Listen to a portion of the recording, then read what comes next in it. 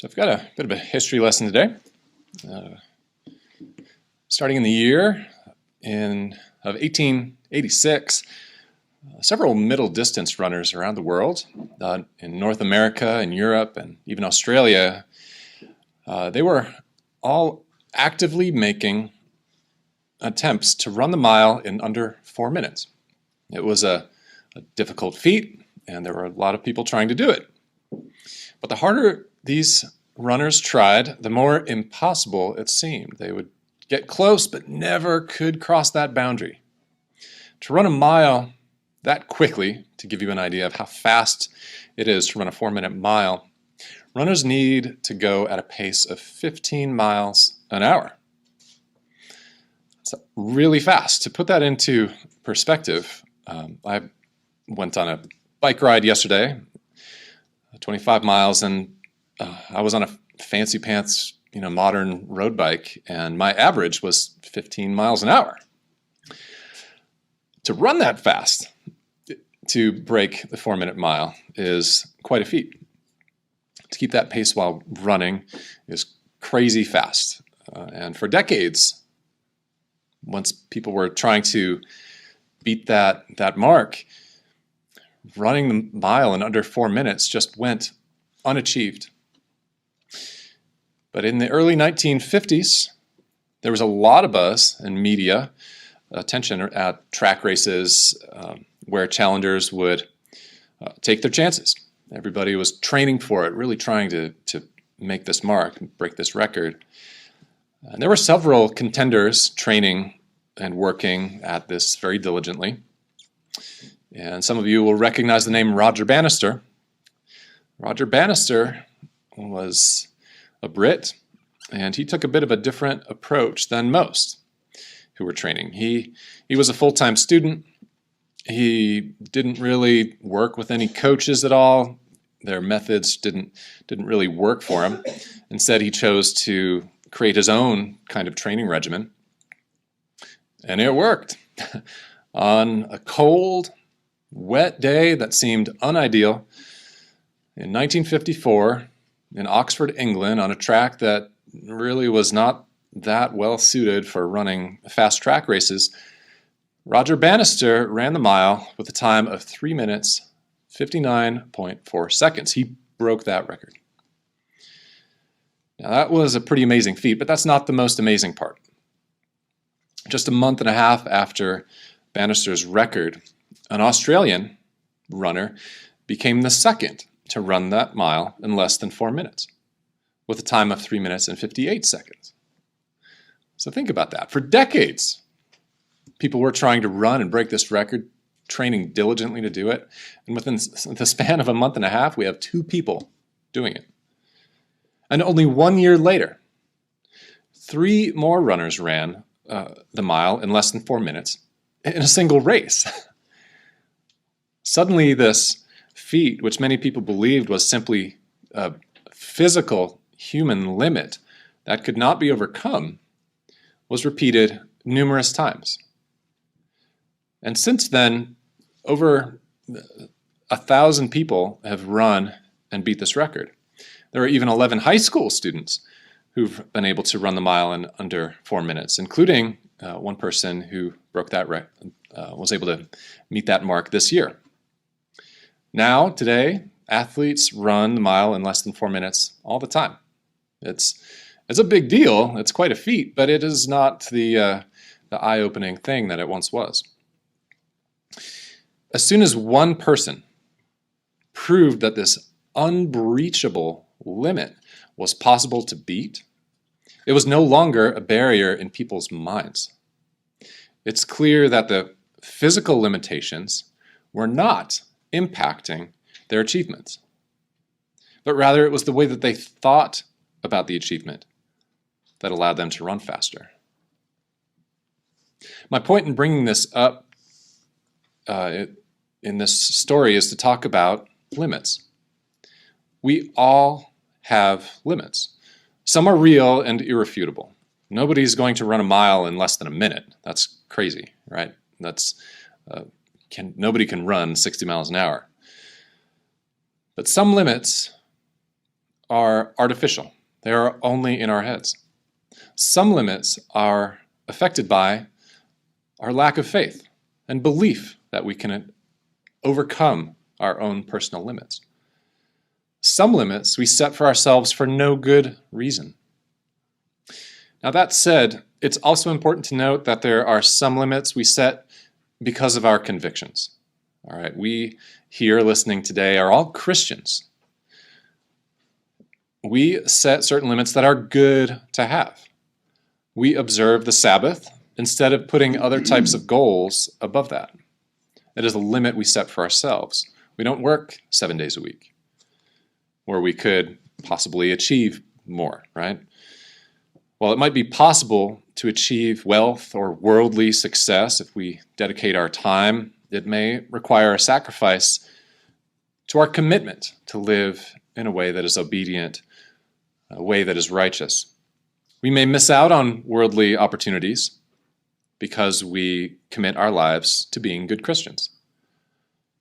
But those are the kinds of limits that God will reward us for. Those are good limits. We could certainly overcome certain things and achieve worldly success, but that's not what we're called to do. We have a greater calling and a much more abundant success than that we are working towards, than we can achieve in the world. As Mr. Harris mentioned, the title of my sermonette is What Limits? While that sounds like one question, it is really two. And both of the questions that I want to talk about today refer to those kinds of limits that we set for ourselves for the wrong reasons, those artificial limits, the kinds of limits that we would do better to remove from our lives. Now, the first question, what limits, asks, what are the limits that we have? What are they? I'll have you turn over to Genesis 18, where we have a really great example. And I'll begin reading in verse 9 of Genesis 18. We pick up the story when Abraham is receiving his promise. Genesis 18 and verse 9. Then they said to him, "Where is Sarah, your wife?" So he said, "Here in the tent." And he said, "I will certainly return to you according to the time of life, and behold, Sarah, your wife, shall have a son." Sarah was listening in the tent door, which was behind him. Now Abraham and Sarah were old, well advanced in age, and Sarah had passed the age of childbearing. Therefore Sarah laughed within herself, saying, "After I've grown old, shall I have pleasure, my Lord being old also?" And the Lord said to Abraham, "Why did Sarah laugh, saying, 'Shall I surely bear a child, since I am old?' Is anything too hard for the Lord? At the appointed time I will return to you according to the time of life, and Sarah shall have a son." Here we have someone who believed in an apparent impossibility more than she was willing to believe in God. Sarah was old, and beyond even the consideration of having a child, having tried and tried throughout her life with no success. And now, when she, after this body, this physical body that she had was well beyond the normal age of childbearing, now she would have a child. Didn't seem even possible. But she was reminded that those limits that she had were absolutely nothing in the eyes of God. Is anything too hard for God? Do we have limits in our lives like this? Limits that we believe that we cannot overcome. Maybe we have circumstances that are difficult or seemingly impossible. Are there things that we believe are impossible for us to do? Things that we just think we can't do? What we learn here is that if it is God's will, our job is to believe in it to do the things that move us forward and get out of God's way, because it's going to happen if it's God's will. We can do a lot to get in his way. Our job is to believe him and get out of the way. Now, we are not alone in having these kinds of limiting thoughts. We have numerous examples in the Bible that I just covered one of. Moses didn't think that it was possible to lead an entire nation of over 1 million people out of Egypt. Jeremiah didn't think that it was possible for him to be a prophet because he was so young. Elijah didn't think that it was possible to continue prophesying because he thought he was alone. I'm sure you can think of other examples. What all of those examples have in common is that God had a purpose in mind that they just would not believe. And he worked it out. These were false limits. What are your false limits? So the second question is, for those limits that we do have, what is the cause? Thinking of the word limits as a verb. What limits us? We know that God will work out his purpose for us if we let him. And if we do, things that we thought would be impossible will come to fruition. We all have a purpose in God's eyes. Sometimes that purpose might not be perfectly crystal clear, but it's there. You know it's there. And whatever it is, we have to use what we have. I talk a lot about talents, the gifts that God has given us. I do it for a reason. It's that this is what God has given us each individually. It represents what he sees as our potential. He wants us to do something with our lives to fulfill his purpose. He's going to stand behind us. He will make it happen. But we have to put some time and effort and direct our thoughts and faith behind it. Whatever it is we're purposed to do, God is there to help us. Turn with me to Isaiah 59, and I'll read verses 1 and 2. Isaiah 59 and verse 1. Behold, the Lord's hand is not shortened, that it cannot save, nor his ear heavy, that it cannot hear. But your iniquities have separated you from God, or you from your God, and your sins have hidden his face from you, so that he will not hear. So if we're asking what limits us, one thing that can separate us from God is sin. If we lose our way, if we start believing that the way of the world is the way to go instead of the way of obedience, we are writing God out of our plan, and his purpose is going to be much harder to fulfill without his help. That is what would be impossible. If we want God's help in overcoming our limits, we need to do what it takes to keep him on our side, working for us, helping us out. And that means getting sin out of our lives, turning away from sin and turning towards obedience.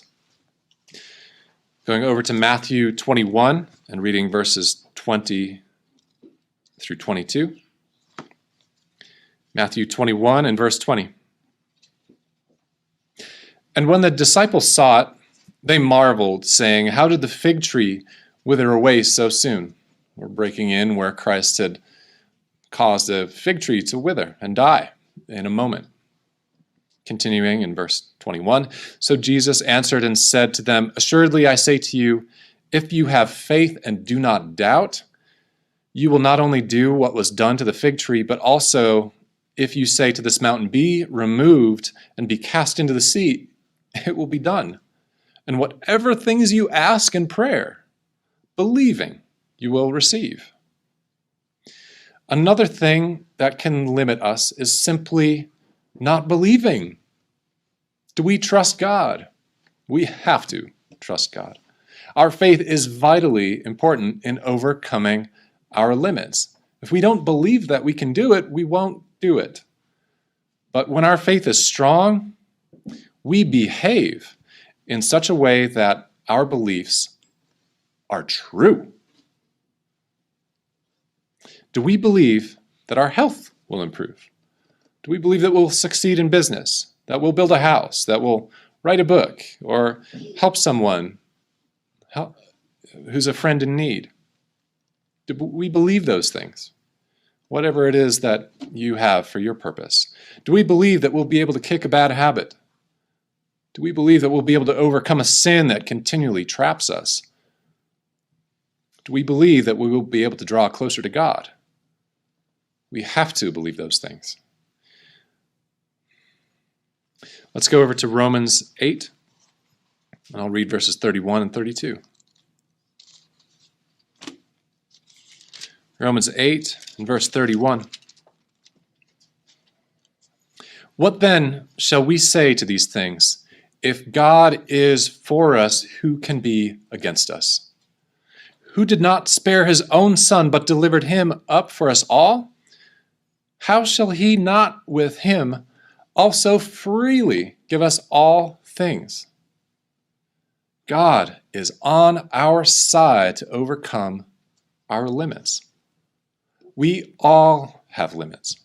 Some are simply facts that we can't do anything about. But some limits in our lives, way more than we actually think, are figments of our imagination. When we do a good job of maintaining our relationship with God, there is absolutely no limit that will stand in the way of fulfilling His purpose for us.